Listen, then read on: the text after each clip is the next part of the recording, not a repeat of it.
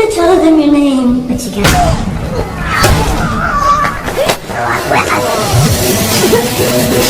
Di awal film diperlihatkan seseorang yang terbangun karena ngalindur atau ngigo. Dia adalah seorang sersan polisi yang bernama Brand. Ketika melihat keluar jendela, ia melihat 3 orang yang mencurigakan. Brand mendatanginya dengan membawa tongkat hoki. Yang ternyata benar saja 3 orang itu sedang berusaha mencuri mobil. Tidak berpikir panjang, Brand langsung menghajar mereka.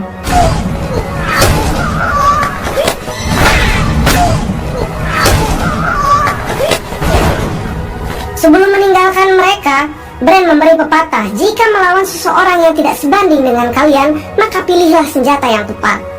Beberapa hari kemudian, ia dipanggil atasannya karena viral di media massa atas kesemena-menaan seorang polisi yang menghajar 3 pemuda yang tidak bersalah.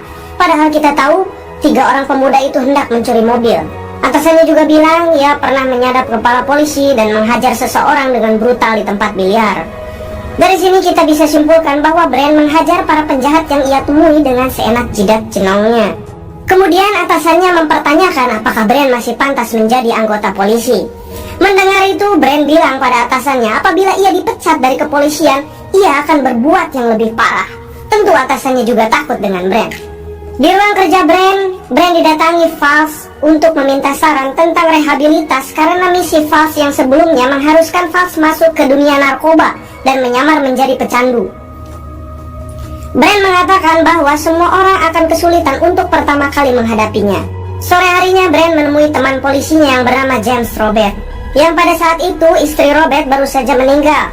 Brand menemani Robert ke bar untuk minum-minum sembari menghibur Robert menghilangkan rasa sedih Robert yang baru saja ditinggalkan istrinya. Di lain tempat ada polisi wanita yang sedang berpatroli sendiri. Polisi itu bernama Sandra. Namun tiba-tiba ada seseorang yang sengaja menembak tenggorokannya hingga tewas pada saat itu juga. Mendengar kejadian itu, Brand dan Falz datang ke TKP. Brand mendapati saksi mata yang pada saat itu sedang membawa 2 ekor anjing. Namun Brand tidak mendapatkan informasi apa-apa dari orang tersebut. Esok harinya datang seseorang yang bernama Porter Ness. Ia sendiri adalah seorang detektif polisi dari London yang dipindahkan ke situ untuk menggantikan Inspektur Robert yang sedang cuti. Di tempat itu, Ness mendapatkan perlakuan kurang baik karena Ness adalah seorang homo. Di balik itu, Falz yang sedang di rumahnya, ia didatangi seseorang yang bernama Oji. Oji panik dan mengadu bahwa semalam ia menghajar seseorang bersama gengnya. Oji takut kalau orang itu sampai mati karena perbuatan Oji dan gengnya. Falz berjanji akan membantu Oji. Namun jika sampai orang itu mati, Falz sendiri yang akan menangkap Oji. Falz menyuruh Oji jangan ikut lagi bergabung dengan geng-geng yang gak jelas. Di kantor polisi, Falz meminta saran ke Brand atas kasus si Oji. Brand menyarankan Falz menemui detektif Craig Stokes agar kasus si Oji cepat selesai. Di kantor media, seseorang menghubungi kepala jurnalis yang bernama Dunlop. Orang itu menawarkan berita terkini yang langsung dari pelakunya, yang ternyata orang itu yang sebelumnya membunuh polisi wanita kemarin. Orang itu mengatakan ke Dunlop bahwa akan ada 8 kasus pembunuhan polisi lagi. Setelah itu, orang tadi langsung menembak polisi yang sedang berada di dalam mobil hingga tewas. Tentu berita itu membuat masyarakat dan anggota polisi resah. Para polisi semua berfokus ke kasus pembunuhan itu. Mereka terus mengidentifikasi bukti-bukti yang mereka temui. Brand menemui seseorang yang bernama Regnor. Ia sendiri seorang tunawisma yang sering dijadikan informan polisi. Sebelum memberi informasi ke Brand, Regnor meminta uang terlebih dahulu. Mendengar hal itu, Brand langsung meremas titik Regnor. Regnor yang takut Brand berbuat lebih parah lagi, ia langsung mengatakan bahwa ada seseorang yang dikeluarkan dari keanggotaan Peacock Gym karena membakar anjing pelacak milik polisi dan menguploadnya di YouTube. Ketika ditanya oleh anggota Peacock Gym lain, orang itu malah bilang bahwa pembakaran anjing itu hanya sebuah latihan. Untuk mengetahui lebih lanjut, Brand harus pergi ke Peacock Gym. Malam harinya, Brand menemui Ness. Karena sadar Brand harus bekerja sama dengan dia, Ness bercerita bahwa ia pernah memukul kemaluan seseorang hingga pecah karena orang itu seorang pedofil yang lolos dari jeratan hukum. Karena korbannya sangat trauma dan takut pada si pelaku dan akhirnya ia bebas. Esok harinya Robert datang untuk bekerja kembali, namun atasannya bilang bahwa jabatan Robert sudah digantikan dan atasannya menyuruh pensiun dini. Mendengar hal itu, Robert mengancam apabila ia dipensiunkan, ia akan mengadu ke istri atasannya itu bahwa atasannya pernah berselingkuh. Atasannya yang susis dan takut, ia langsung memperkerjakan Robert kembali. Setelah mendapatkan informasi dari Peacock Jim, Brand mengajak Ness ke kediaman tersangka yang bernama Barry Weiss. Pak Warren, send the post. Lots of books enough. Di dalam apartemennya, Brand dan Ness tidak menemukan bukti apapun. Brand ingat bahwa Barry adalah orang yang dulu Brand hajar di tempat biliar 1 tahun yang lalu. Setelah itu, Brand dan Ness pergi dari tempat itu dengan tetap menyimpan rasa curiga terhadap Barry. Barry sendiri sekarang mengikuti Robert untuk target selanjutnya. Setelah Robert di dalam rumahnya, Barry mengetuk pintu dan mengaku sebagai petugas TV kabel. Ketika Robert membuka pintu, tiba-tiba Barry menodongkan pistolnya. Robert berusaha menghindar hingga terjadi baku hantam. Namun pada akhirnya Barry berhasil membunuh Robert dengan palu hingga tewas.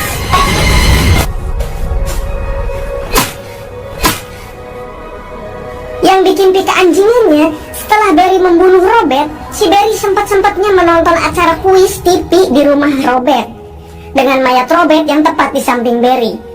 Tidak sampai di situ, Barry sempat-sempatnya juga mandi biar adem mungkin ya, anjing bener. Setelah itu Barry membawa seragam polisi Robert, kemudian membakar apartemennya untuk menghilangkan jejak. Di luar, ketika para pemadam sedang berusaha memadamkan api, dengan santai sambil bersepeda, Barry menghubungi Dunlop dan mengatakan bahwa ia telah membunuh polisi Robert. Yang kali ini ia membunuh dengan palu. Anjir. Yang mananya adalah pembunuhan yang ketiga Barry. Barry juga memperkenalkan namanya sebagai Blitz. Barry menyimpan barang-barang yang ia ambil dan disimpan di sebuah mobil di parkiran tua. Di kantor polisi semua resah atas pembunuhan polisi yang terus saja terjadi. Brand yang baru datang, ia sangat terkejut atas kematian polisi Robert. Ketika melihat berkas-berkas yang tersisa dari kejadian kebakaran itu, Brand menemukan sebuah kartu keanggotaan Peacock Jim. Ia pun langsung menyuruh polisi lain mengecek apakah Robert termasuk dalam anggota Peacock Jim sebelumnya. Ragnar yang yakin semua kasus pembunuhan itu Barry yang melakukannya, ia mencari bukti di tempat sampah di dekat kediaman Barry. Kemudian, Ragnar menemukan bon parkir atas nama Barry Weiss. Ragnar yang yakin kasus ini akan menghasilkan pundi-pundi rupiah, ia langsung mengecek ke parkiran yang tertera di bon tersebut. Ketika sudah pergi ke sana, ia melihat mobil Barry yang sudah terparkir lama di sana. Setelah Ragnar mencokel bagasinya, ia menemukan barang bukti pembunuhan Robert. Karena otak Ragnar hanya memikirkan duit, Ragnar malah menghubungi Dunlop, sang jurnalis atau wartawan. Kemudian, ia berencana menjual informasinya yang diketahui seharga 50.000 pound sterling. Dunlop yang sangat ingin informasi itu, ia langsung mengiyakannya. Singkat cerita, Dunlop dan Ragnar mendatangi parkiran itu. Ragnar menunjukkan di dalam bagasi mobil terdapat barang bukti pembunuhan Robert. Namun di balik itu, Barry melihat mereka berdua sedang membuka bagasi mobilnya. Setelah Dunlop dan Ragnar pergi, Barry langsung memindahkan barang bukti tersebut. Dunlop dan Ragnar pergi ke sebuah bar dengan Barry yang mengikutinya diam-diam. Sebelum memberitahu nama si pelaku, Ragnar meminta uangnya terlebih dahulu. Tidak yakin uang di dalam itu berisi 50.000 pound sterling, Ragnar berniat menghitungnya di toilet. Ketika sedang asik menghitung uang, tiba-tiba Barry datang. Ragnar sangat ketakutan. Kemudian Barry memasukkan kepala Ragnar ke kloset berisi air hingga tewas. Setelah itu Barry keluar dengan uang 50.000 pound sterling. Fals menemui detektif Stokes untuk membahas kasus si Oji. Stokes bersedia membantu Fals dengan syarat menemaninya minum nanti malam. Fals yang sedikit suka dengan Stokes tentu mengiyakannya. Malam harinya Fals minum bersama dengan Stokes, namun di luar terlihat Barry sedang mengawasi Fals. Yang tentu Fals adalah target selanjutnya. Di lain tempat, Brand sedang mencari tahu dengan melihat data-data Barry. Ternyata Barry sering keluar masuk penjara, namun kasusnya kasus ringan. Brand menemukan hal yang menarik, bahwa polisi yang pernah menangkap Barry adalah polisi-polisi yang kemarin tewas. Brand juga melihat data bahwa Fals temannya pernah menangkap Barry, yang artinya Fals akan menjadi target selanjutnya. Brand meminta agar para polisi pergi ke rumah Falz untuk berjaga sekarang juga. Falz terlihat baru sampai ke rumahnya. Falz dan Stok sempat bertengkar karena Falz menganggap Stok hanya memberi harapan palsu. Kalian yang sering begitu pasti sudah paham. Karena kesal, Falz keluar dari mobil dan berjalan kaki ke rumahnya. Ketika sedang membuka pintu, tiba-tiba Barry menyerang dari belakang. Namun Falz berhasil menghindar. Si Oji yang ternyata ada di situ, ia berusaha menolong Falz. Namun naas, si Oji harus tewas di tangan Barry dengan diinjak kepalanya saat terjatuh di trotoar. Si Oji pun tewas seketika. Para polisi baru datang ke TKP. Sesaat setelah kejadian itu, terlihat Falz sangat terpukul akibat kematian si Oji. Brand dan Ness pergi ke rumah Barry yang dulu pernah mereka datangi. Namun Barry sudah pindah ke tempat lain. Ness menyarankan agar foto Barry dipajang di media massa sebagai buronan agar Barry mau keluar atau menyerahkan diri. Brand tentu setuju. Setelah beberapa hari, Ness dan polisi lain mendapat info bahwa Barry menginap di salah satu hotel. Ketika sedang akan didobrak pintu hotel itu, Barry langsung saja keluar dan kabur lewat jendela. Kemudian terjadi kejar-kejaran yang sangat sengit.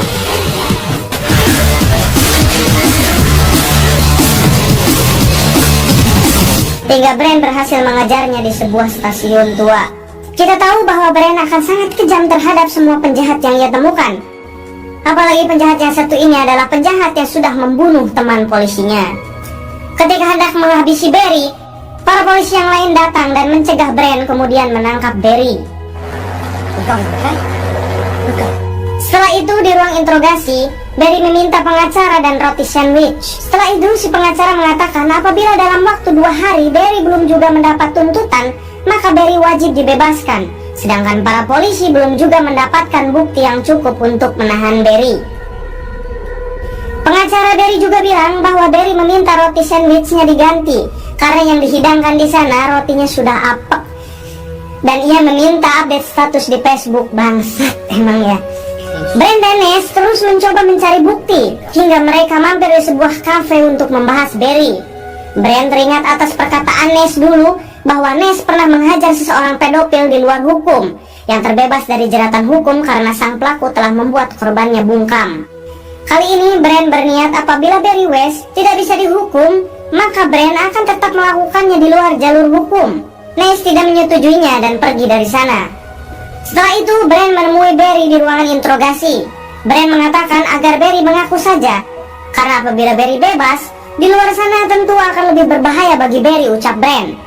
Barry hanya tersenyum menghinakan Brand.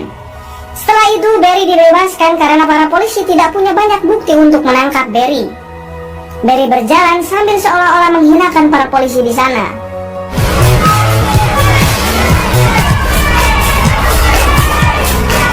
Setelah melakukan berbagai pengecekan terhadap jenazah Robert, akhirnya Robert disemayamkan. Terlihat para polisi juga hadir di sana termasuk Brand. Terlihat juga seseorang polisi gadungan yang masuk ke kerumunan di sana, yang tentu saja orang itu adalah Barry West. Ia menargetkan Brand untuk pembunuhan selanjutnya. Brand mendapat pesan dari Ness yang langsung meninggalkan pemakaman terlebih dahulu. Barry yang melihat itu langsung mengikuti Brand. Barry terus saja mengikuti Brand hingga Brand berhenti di sebuah parkiran kosong. Brand terus berjalan ke atas gedung. Ketika di atas gedung, Barry hendak menembak Brand. Namun ternyata orang itu telah berganti dengan Ness. Tiba-tiba Brand muncul dari belakang dan menghajar Barry dengan linggis.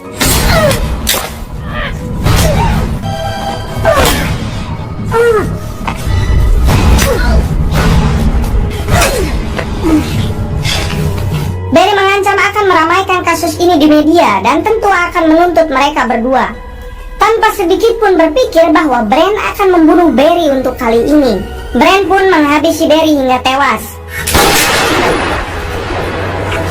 Sesaat sebelum mereka meninggalkan TKP, Brand bilang ke Nash bahwa kasus pembantaian kepada para polisi akan menjadi kasus yang tidak akan pernah terpecahkan tamat.